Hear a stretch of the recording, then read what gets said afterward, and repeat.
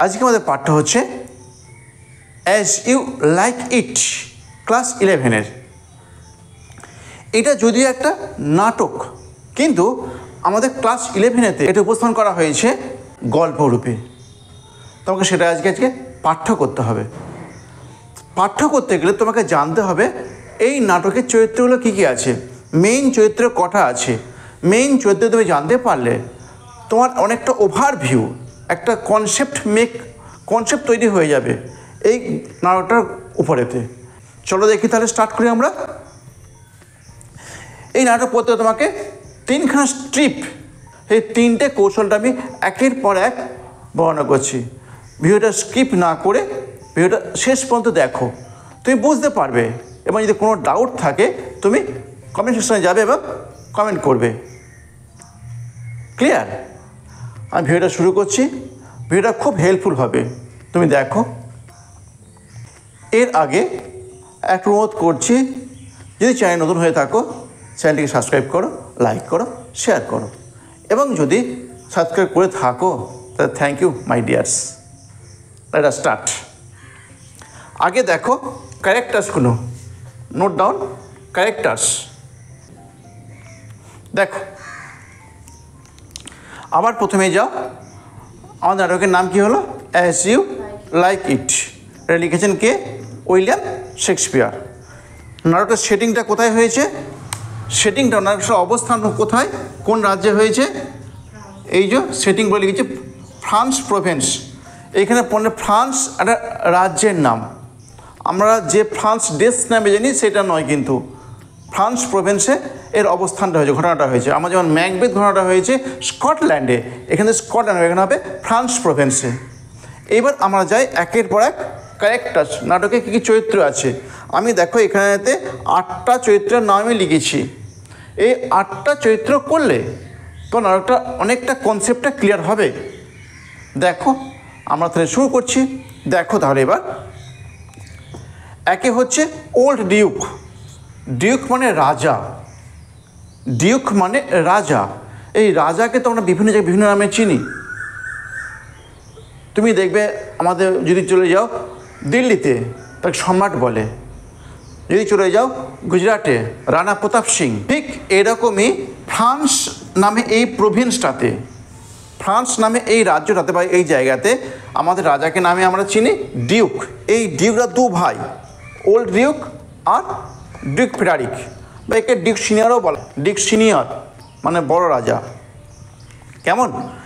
আমাদের এই old Duke এ প্রকৃতিগতভাবে খুব ভালো, কারোর সঙ্গে কোনো অশান্তি, কোনো দ্বন্দ্ব কিছু থাকে না। মাটির মানুষ একে বলা হয় এক কথায়। সেই হচ্ছে ওল্ড ডিউক। আর ওর ভাই হচ্ছে ডিউক ফ্রেডারিক, এই একটুখানি নিষ্ঠুর প্রকৃতির। এই ছোট ভাইটা দাদাকে বলল তুমি অপরাধ করেছো এবং তোমার অপরাধের শাস্তি হবে কি, তোমাকে নির্বাসিত হতে হবে। এবার কোন জায়গায় নির্বাসিত হতে হবে? একটা নাম বলা আছে ফরেস্ট অফ আর্ডেন। এখানে নাম একটা পাবে, তুমি লেখো ফরেস্ট অফ আর্ডেন। এই আর্ডেনের জঙ্গলে তোমাকে নির্বাসিত হতে হবে, উনি এটা বললেন। বড় ভাইটা কোনো প্রতিবাদ না করে ভাইয়ের সাজা বা দণ্ড মেনে নিলেন। উনি চলে গেলেন, কয়েকটা বিশ্বস্ত অনুগামীকে নিয়ে ওই জঙ্গলে চলে গেলেন। কিন্তু ওনার মেয়ের নাম হচ্ছে রোজালিন্ড। এই রোজালিন্ডটা কে? আমাদের ওল্ড ডিউকের মেয়ের নাম। তো এখানে লিখে নাও ডটার ওল্ড ডিউকের মেয়ের নাম। কিন্তু এই রোজালিন্ডকে তিনি রেখে গেলেন, কোথায় রেখে গেলেন? রাজপ্রাসাদে রেখে গেলেন। কার সঙ্গে রেখে গেলেন? সেলিয়ার সাথে। এই সেলিয়াটা আবার কে? সেটা হচ্ছে এই ডিউক ফ্রেডারিকের মেয়ে। তাই ডটার অফ। কেমন কি তুমি পেলে? এই রোজালিন্ড হচ্ছে ওল্ড ডিউক মানে বড় রাজাটার মেয়ের নাম, আর সেলিয়া হচ্ছে ছোট রাজাটার মেয়ের নাম, ডিউক ফ্রেডারিকের মেয়ের নাম। কিন্তু এরা দুজন খুব সৎভাবে বাস করে কোথায়? আমাদের রাজপ্রাসাদে, ডিউক ফ্রেডারিকের কাছেই থাকে। ঠিক আছে, তাহলে এটুকু ক্লিয়ার হয়ে গেল ওল্ড ডিউককে আর ডিউক ফ্রেডারিকটা কে, এটুকু ক্লিয়ার, তাই তো? আবার যাকে আমি রিভাইজ দিচ্ছি, ওল্ড ডিউক হচ্ছে বৃদ্ধ রাজা, এ হচ্ছে ফ্রান্স প্রভান্সের আইনগতভাবে রাজা, কেমন আইনসম্মত রাজা। কিন্তু এখানেতে আমাদের ডিউক ফ্রেডারিক ওই একটু নিষ্ঠুর গোছের, ও দাদাকে শাস্তি দেয়, বলে তুমি অপরাধ করেছো, তোমার শাস্তি হচ্ছে তোমাকে ভ্রমণ করতে হবে, তোমাকে নির্বাসিত হতে হবে ওই ফরেস্ট অফ আর্ডেনেতে, এই জঙ্গলেতে। ও দাদা চলে যায়, তার মাঝখানটা ও দাদার কোনো রোল নেই। দেখো এরপর ডিউক ফ্রেডারিক কেমন রাজত্ব সামলাচ্ছে। তারপর আমরা এই পাচ্ছি অলিভার আর অরল্যান্ডো, এরা আবার দু ভাই, এদের বাবার নাম হচ্ছে স্যার রাউল্যান্ড ডি বয়েজ, এদের বাবার নাম হচ্ছে স্যার রাউল্যান্ড ডি বয়েজ, ইনি হচ্ছে ল্যান্ডলর্ড। কেমন, তাহলে অলিভার আর অরল্যান্ডো দু ভাই, এরাও একটা ছোট্ট জমিদারিত্বে বাস করে, ওই ফ্রান্স প্রভিন্সের অন্তর্গতই একটা জমিদারিত্ব। এদের আবার সম্পর্ক কোনো রকমের। এখানেতে এই বড় ভাই অলিভার, এখানেতে এই বড় ভাই অলিভার একটু নিষ্ঠুর প্রকৃতির, কিন্তু ছোট ভাই অরল্যান্ডো ও আবার সহৃদয় প্রকৃতির। এই যখন রাউল্যান্ড ডি বয়েজ মারা যায়, অলিভারকে বলে তুমি ছোট ভাইয়ের সব দায়িত্ব নেবে এবং ভাইকে লেখাপড়া শেখাবে। কিন্তু অলিভার তার সমস্ত দায়িত্ব সবটাই অবহেলা করেছে, ছোট ভাইকে সে লেখাপড়া শেখায়নি। কিন্তু তার সত্ত্বেও মানুষ ছোট ভাইকে বেশি পছন্দ করে। কেমন, একদিন কোনো অজানা কারণে এইটা অলিভার মানতে পারে না। অলিভার এই অরল্যান্ডোর উপরে খুব বেশি রেগে যায়, ভাইকে কেন এত বেশি লোক বেশি পছন্দ করে, আমাকে অত বেশি কেন পছন্দ করে না। একদিন তিনি ঠিক করেন যে এই চার্লসের সাথে আমাদের অলিভার গোপনে চুক্তি করে। কি চুক্তি করে, যে কোনো প্রকারে আমার ভাই অরল্যান্ডোকে মেরে দিতে হবে। দিয়ে এমন সময় অরল্যান্ডো রাজপ্রাসাদে যায় একটা মর্যাদা অংশগ্রহণ করতে। ক্লিয়ার, এবার হচ্ছে রাজপ্রাসাদের সিন দেখাচ্ছে, সেই সিনে দেখাচ্ছে রোজালিন্ড অ্যান্ড সিলিয়া, এই দুই বোন, রোজালিন্ড হচ্ছে তোমার ওল্ড ডিউকের মেয়ে আর সিলিয়া হচ্ছে ডিউক ফ্রেডারিকের মেয়ে। এই দুই বোন রাজপ্রাসাদের বারান্দায় বসে, রোজালিন্ড তার বাবার কথা মনে করছে। রোজালিন্ড বাবা তো তোমার সেই ফরেস্ট ওয়ার্ডেনে চলে গেছে, তার কথা মনে করছে এবং কিছু ভারাক্রান্ত হৃদয়ে কথা বলছে। এমন সময় একটা দূত এসে ওদেরকে খবর দেয়, বলে চলো তোমার রাজপ্রাসাদের ভেতর দিকে চলো, তোমার জন্য একটা মজার জিনিস আয়োজন করা হয়েছে। গিয়ে দেখছে যে চার্লস আর অরল্যান্ডো দুজনে মল্লযোদ্ধা করে বলে রেডি হয়ে আছে। রোজালিন্ড এবং সেলিয়া উভয়ই আমাদের অরল্যান্ডোকে বাধা দেয়, বলে তুমি ইয়ং, তুমি খুব অল্প বয়সী, তুমি ওনার সঙ্গে পারবে না। চার্লস খুব বিখ্যাত মল্লযোদ্ধা, উনি বহু লোককে ঘাড় মুটকে মেরে দিয়েছে। কিন্তু আমাদের অরল্যান্ডো ওনাদের কথা শোনে না। সুন্দরী মহিলাদের যত বেশি ভাড়া দিচ্ছে, অরল্যান্ডো তত বেশি ডিটারমাইন্ড, মানে দৃঢ় প্রতিজ্ঞ হয়েছে, সে যুদ্ধ করবেই, মল্লযুদ্ধ করবেই। ঠিক আছে, মল্লযুদ্ধ শুরু হয়ে গেল। তারপরেতে চার্লসকে কিন্তু কেউ হারাতে পারে কখনো, কিন্তু এই অরল্যান্ডো চার্লসকে হারিয়ে দেয়। এবার পুরস্কার দেওয়ার পালা। সেইখানে আমাদের ডিউক ফ্রেডারিক, এই ডিউক ফ্রেডারিক উনি অরল্যান্ডোকে জিজ্ঞাসা করছে তোমার বাবার নাম কি। তখন অরল্যান্ডো গর্ব করে বলছে ওর বাবার নাম হচ্ছে স্যার রাউল্যান্ড ডি বয়েজ। কিন্তু অরল্যান্ডো জানতো, আগে থেকেই জানতো যে Orlando de Boys and Duke Frederick দুজনে একে অপরের শত্রু। তার সত্ত্বেও সে তার পরিচয় গোপন করেনি, তার সত্ত্বেও সে তার পরিচয় দিয়েছে। তখন এই ডিউক ফ্রেডারিক বলো তুমি আমার শত্রুর ছেলে, আমি তোমাকে পুরস্কার দিতে পারবো না, তুমি এখান থেকে চলে যাও। দিয়ে তারপর ডিউক ফ্রেডারিক রাজপ্রাসাদ ত্যাগ করে চলে যায়। দিয়ে সেই সময় রোজালিন্ড বলে যে রাউল্যান্ড ডি বয়েজ যখন জীবিত ছিলেন, আমার বাবা তার বন্ধু ছিল, তিনি আমার বাবার খুব বিশ্বস্ত একটা অনুগামী, আমি তোমাকে পুরস্কার দেবো। দিয়ে কী করে নিজের গলার চেনটা অরল্যান্ডোকে দিয়ে দেয়। দিয়ে ওই পর্বটা ওখানেই শেষ হয়ে যায়। তারপর আর পরের সিন অরল্যান্ডো বাড়িতে দেখাচ্ছে, অরল্যান্ডো বাড়ি ফিরেছে পুরস্কার নিয়ে, খুব খুশি। কিন্তু খুশি নয় ওর দাদা অলিভার, বললো ভাইকে মারতে পারলো না। তখন অলিভার বলছে আমি নিজেই মারবো, আমি কারোর উপর ডিপেন্ড করবো না ভাইকে মারার জন্য। অলিভার তখন সে কী করে, এরা প্ল্যান করে যে যখন অরল্যান্ডো ঘরে ঘুমাবে তখন তার ঘরেতে আগুন লাগিয়ে দেওয়া হবে। কিন্তু এই কথাটা শুনে ফেলে আমাদের বৃদ্ধ চাকর, এই যে অ্যাডাম, এই ওল্ড সার্ভেন্ট অ্যাডাম শুনে ফেলে। এ কিন্তু অরল্যান্ডো খুব বেশি ভালোবাসতো, কারণ অরল্যান্ডো হচ্ছে ওর মনিব রাহুল্যান্ডি বয়সের মতো দেখতে। যখন বলে দেয় তারপরে কি করে, অরল্যান্ডো আর সেই ওল্ড সার্ভেন্ট অ্যাডাম দুজনেই পালিয়ে যায়, আবার সেই ফরেস্ট অফ আর্ডেন এই জঙ্গলেতে পালিয়ে যায়। ক্লিয়ার? দিয়ে তারপরেতে অ্যাডাম তো বৃদ্ধ মানুষ, অনেকক্ষণ হেঁটেছে, দিয়ে তারপর বলছে আমি হাঁটতে পারছি না, আমি ক্ষুধার্ত, আমি ক্লান্ত।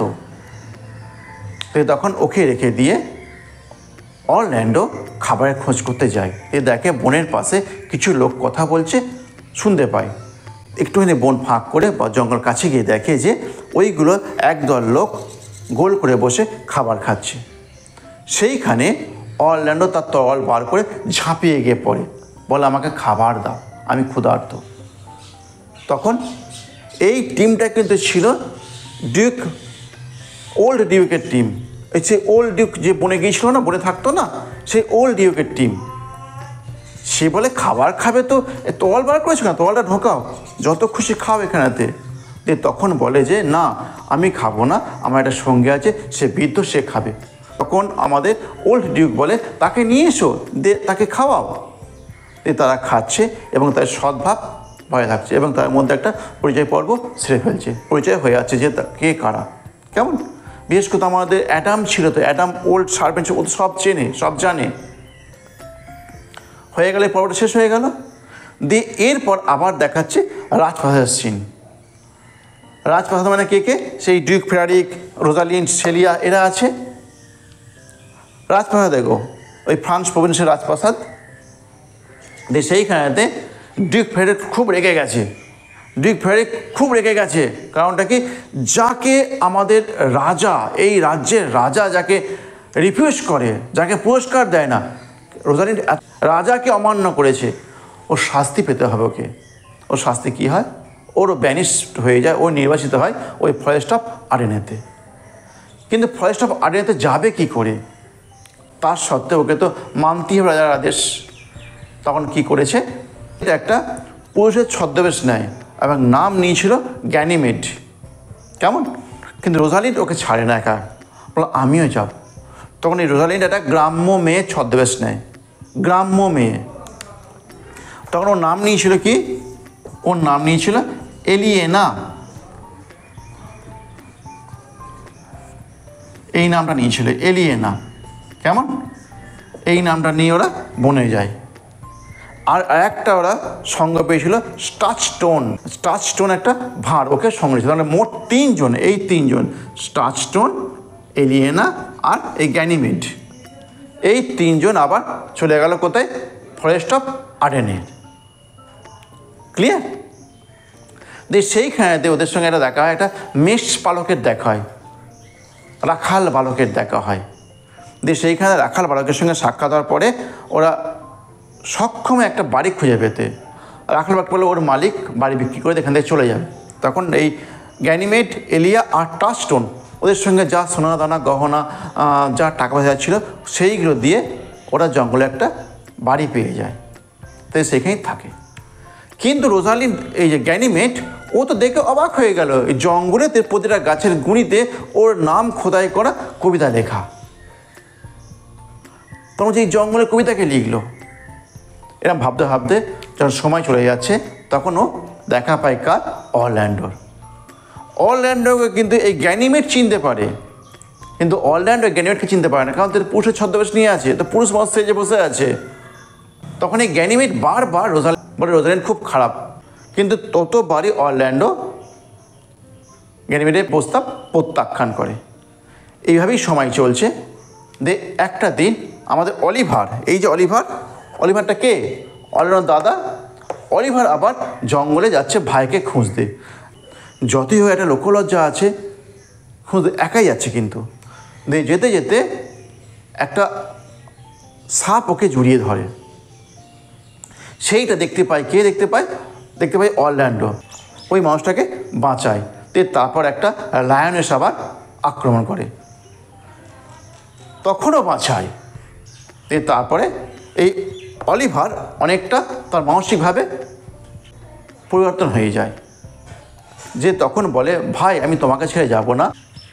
তারপর ওর দুই ভাইয়ের মধ্যে খুব ভালো বন্ধুত্ব হয়ে যায়।